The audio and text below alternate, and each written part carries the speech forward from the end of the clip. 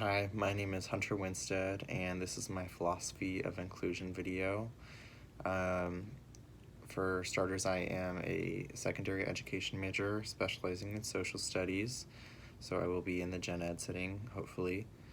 Um, and for my philosophy of inclusion, I really think that students should be put on an individualized spectrum based off their services or accommodations or modifications that they need.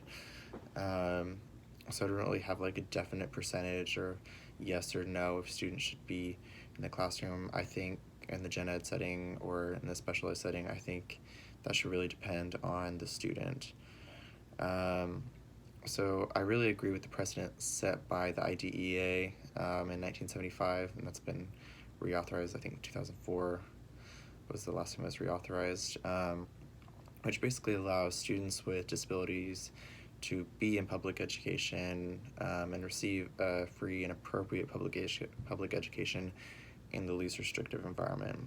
And my version of the least restrictive environment, for me, it's the most inclusive environment.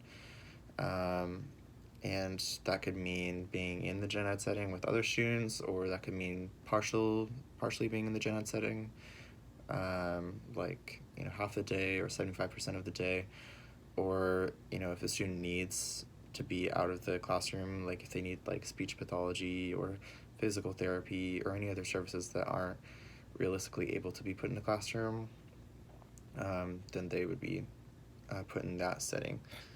But really, I think at the end of the day that students should be put in an environment where they're able to interact with their peers. And if that's not the gen ed setting, then that's fine, but they need to be in the school, able to interact with their peers. They need to have an inclusive environment within the school, even if that's not in the gen ed setting. Um, so basically, how I would differentiate and determine uh, how students are categorized, I would like whether or not they're in the gen ed setting or not, is one, what services are needed by these students,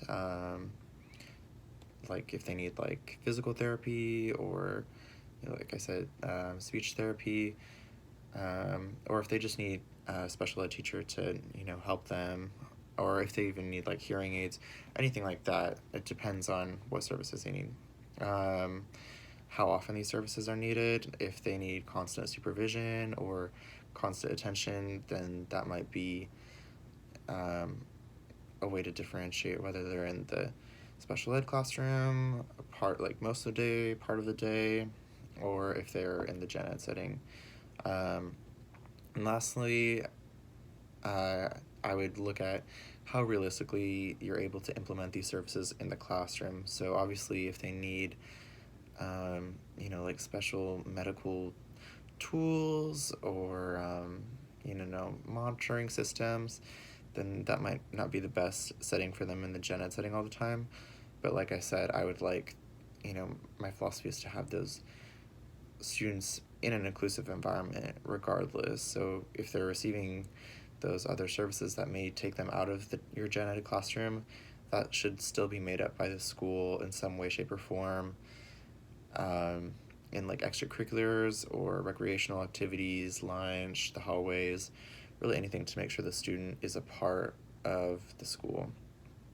And my reasoning behind advocating for an individualized spectrum over just a black and white yes or no,